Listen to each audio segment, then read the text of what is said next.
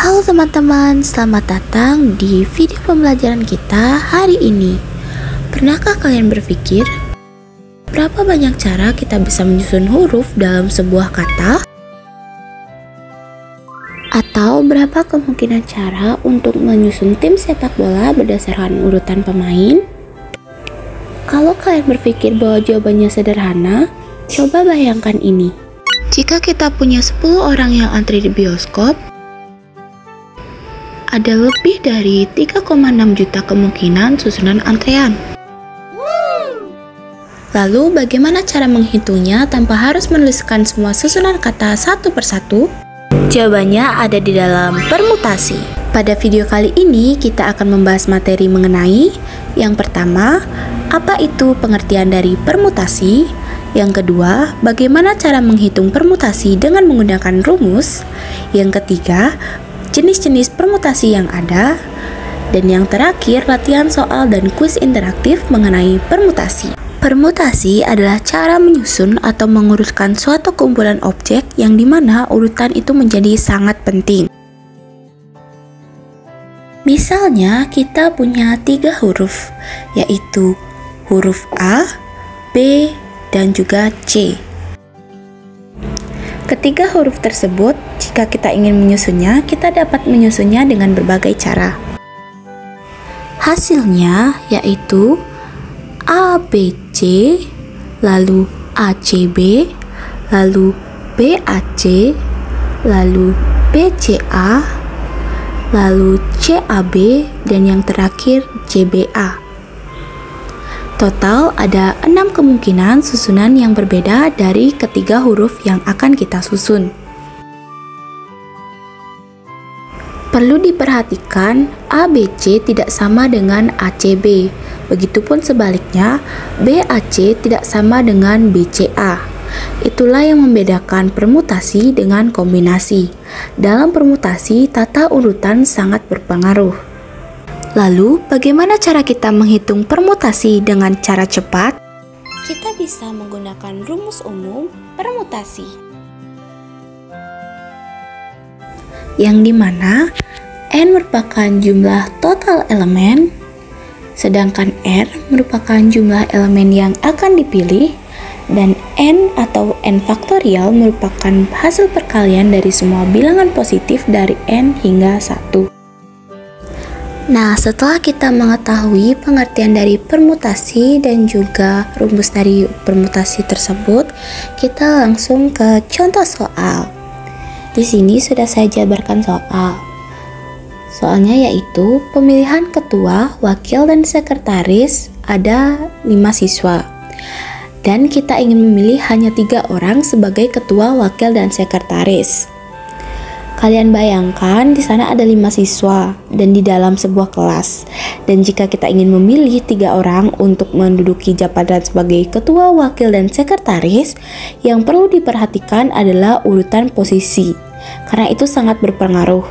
Ketua tidak bisa ditukar peran dengan wakil atau sekretaris, dan begitu juga sebaliknya. Nah, setelah mengetahui soalnya, mari kita menjawab soal tersebut. Seperti biasa, yang kita gunakan ialah rumus umum dari permutasi. Rumus umum permutasi yaitu P sama dengan N faktorial dibagi N dikurangi R faktorial. Nah, setelah itu kita harus mengetahui nilai N dan juga nilai R. Nilai N-nya adalah 5, karena jumlah elemennya ialah 5. Sedangkan nilai R ialah 3, karena jumlah elemen yang dibutuhkan ialah 3. Jadi, kita tinggal masukkan angka-angka tersebut ke dalam rumus. Setelah kita melihat soal, kita dapat menemukan nilai N dan juga nilai R. Diketahui nilai N dari soal ialah 5 dan nilai R dari soal ialah 3. Setelah kita mendapatkan nilai N dan juga nilai R, kita bisa langsung memasukkan nilai N dan R tersebut ke dalam rumus permutasi, yang dimana P sama dengan N faktorial dibagi N dikurangi R faktorial. Lalu kita masukkan 5 faktorial dibagi 5 dikurangi 3 faktorial. Kita kurangkan dulu 5 dikurangi 3 menghasilkan 5 faktorial dibagi 2 faktorial. Lalu kita jabarkan faktorialnya menjadi 5 dikali 4 dikali 3 dikali 2 faktorial dibagi 2 faktorial.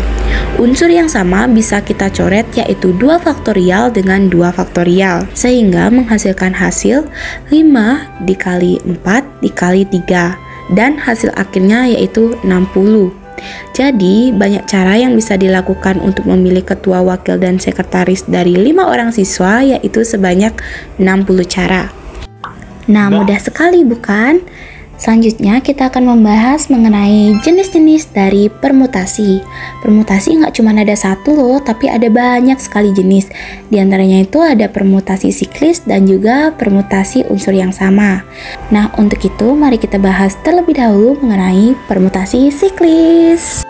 Nah, permutasi siklis merupakan cara menyusun objek secara melingkar, yang dimana permutasi siklis juga disebut sebagai permutasi melingkar atau permutasi sirkuler. Permutasi siklis memiliki rumus yang cukup berbeda dengan permutasi pada umumnya, yang dimana rumus dari permutasi siklis yaitu P siklis sama dengan N dikurang 1 faktorial. Setelah kita mengetahui rumus dari permutasi siklis, kita lanjut ke soal dari permutasi siklis. Nah, di sini ada soal, misalnya kita punya 4 orang duduk melingkar di meja bundar. Jika dia dalam garis lurus, jumlah susunannya adalah 4 faktorial sama dengan 24. Namun, dalam bentuk lingkaran, kita gunakan rumus permutasi siklis, yang dimana kita beri rumus permutasi siklis yaitu P siklis sama dengan N dikurang 1 faktorial. Nah, setelah mengetahui rumus dari permutasi, kita harus menentukan nilai N agar mendapatkan hasil dari permutasi. Di dalam soal, nilai N diketahui ialah 4 dan ditanya ialah permutasi siklisnya berapa. Lalu kita masukkan angka yang sudah kita dapatkan, yaitu PS sama dengan N-1 faktorial. PS sama dengan 4 dikurang 1 faktorial. PS sama dengan 3 faktorial. PS sama dengan 3 dikali 2 dikali 1 sama dengan 6. Nah, permutasi siklis sangat mudah sekali bukan? Setelah kalian mempelajari permutasi siklis, selanjutnya kalian akan mempelajari permutasi lain, yaitu permutasi unsur yang sama. Permutasi unsur yang sama ialah permutasi yang dimana beberapa unsur dalam himpunan tersebut bersifat identik ataupun sama.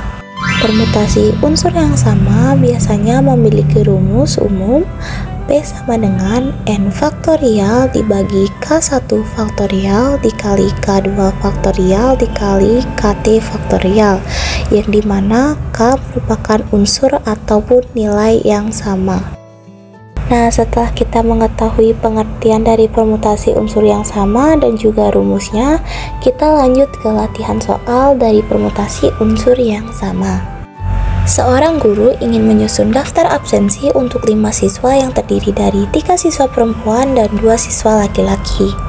Daftar absensi tersebut harus disusun sedemikian rupa sehingga urutan antara sesama siswa perempuan atau laki-laki tidak dianggap berbeda. Berapa banyak cara yang bisa dilakukan oleh guru tersebut? Nah, seperti biasa, setelah kita selesai membaca soalnya, kita harus mencari nilai-nilai dari unsur-unsur yang diperlukan. Kita harus mencari nilai N dan juga nilai K. Kita dapatkan dalam soal nilai N-nya sama dengan 5, sedangkan nilai K1-nya sama dengan 3 dan K2-nya merupakan sama dengan 2. Setelah selesai menemukan nilai N dan nilai K, kita lanjut memasukkan angka-angka tersebut ke dalam rumus yang telah disediakan. Masukkan rumus dan angkanya, yaitu P sama dengan 5 faktorial dibagi 3 faktorial dikali 2 faktorial. Lalu kita jabarkan 5 faktorialnya itu sama dengan 5 dikali 4 dikali 3 dikali 2 dikali 1 sama dengan 140. Lalu 3 faktorial yaitu 3 dikali 2 dikali 1 yaitu 6, dan 2 faktorial 2 dikali 1 yaitu 2. Setelah itu kita jabarkan kembali menjadi 120 dibagi 6 dikali 2, yaitu 120 dibagi 12. Yakini hasil akhirnya ialah 120 dibagi 12, yaitu 10. Tadi terdapat 10 banyak cara yang bisa dilakukan oleh guru tersebut untuk menyusun absensi dari siswa dan juga siswi. Nah, cukup sekian materi permutasi yang telah saya sampaikan. Berikut ada 3 latihan soal yang untuk mengasah kemampuan kalian mengenai materi permutasi.